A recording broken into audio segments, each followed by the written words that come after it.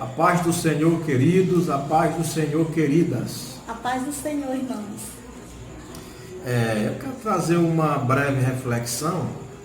Para tanto, eu farei uso de um texto que se encontra no Evangelho de Jesus Cristo, segundo escreveu João, no capítulo 6, e nos versículos 66, 67 e 68, que nos diz assim: à vista disso, muitos dos seus discípulos o abandonaram e já não andavam com ele. Então perguntou Jesus aos 12: porventura, quereis também vós outros retirar-vos? Respondeu-lhe Simão Pedro: Senhor, para quem iremos? Tu tens as palavras da vida eterna.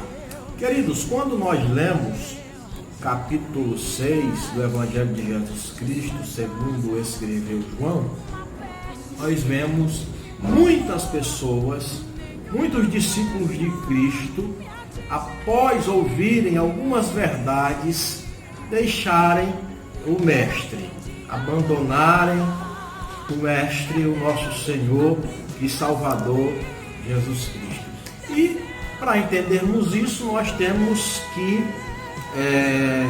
nos lembrarmos de que Jesus estava falando com judeus. Jesus estava aqui tratando com judeus. Todo judeu que se preza tem um grande respeito por Moisés, pelo grande profeta Moisés, que foi quem tirou o povo do Egito, quem Deus usou para libertar o seu povo, que já há 430 anos estavam vivendo como escravos no Egito, e por intermédio de Moisés Deus operou diversos milagres. Então Jesus, em uma das suas pregações, ele confrontou o povo judeu, dizendo o seguinte no versículo 32 do capítulo 6 de João. Jesus disse assim: olha, em verdade eu vos digo que não foi Moisés quem vos deu o pão do céu, porque o verdadeiro pão do céu quem dá é o meu Pai, e eu sou o verdadeiro pão que desceu do céu. Os vossos pais comeram daquele pão e pereceram e morreram, mas está aqui quem é maior do que Moisés, e quem comer deste pão jamais morrerá. Então, em primeiro lugar, Jesus confrontou os judeus dizendo que ele era maior do que Moisés. Jesus confrontou o povo judeu dizendo que ele era o verdadeiro pão enviado do céu pelo Pai. Em segundo lugar, Jesus confrontou os judeus porque a maioria deles, ou até então 100% dos judeus, acreditavam que a salvação era alcançada mediante a guarda da lei. E agora Jesus chegou dizendo: olha, no versículo 40 do capítulo 6, de fato a vontade de meu Pai é que todo homem que vir o Filho de Deus e nele crê, tenha a vida eterna. Jesus então chegou dizendo: olha, a salvação agora é mediante a fé no Filho de Deus. Quem crê em mim, esse será salvo.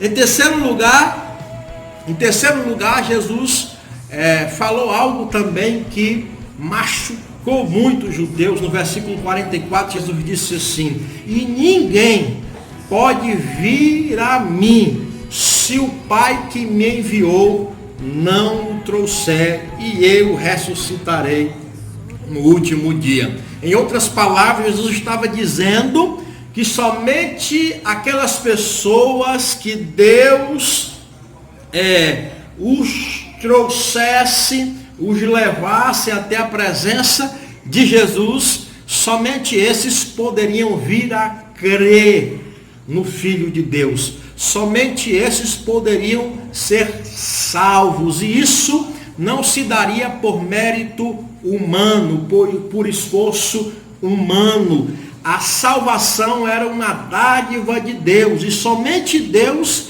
era capaz de realizar a salvação na vida de um homem, fazendo com que esse homem fosse até Jesus. Então, quando Jesus começou a pregar essas verdades, então ele foi rejeitado pelos judeus.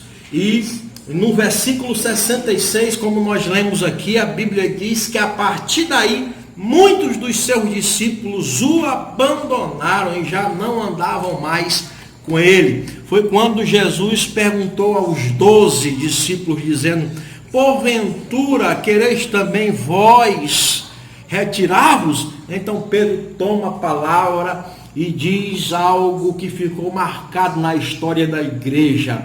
Pedro diz: mas Senhor, para quem iremos, se só tu tens a palavra da vida eterna? E nós cremos que tu és o Santo de Deus, louvado sejas Jesus por isso. Queridos, nós estamos vivendo um momento ímpar na história da igreja.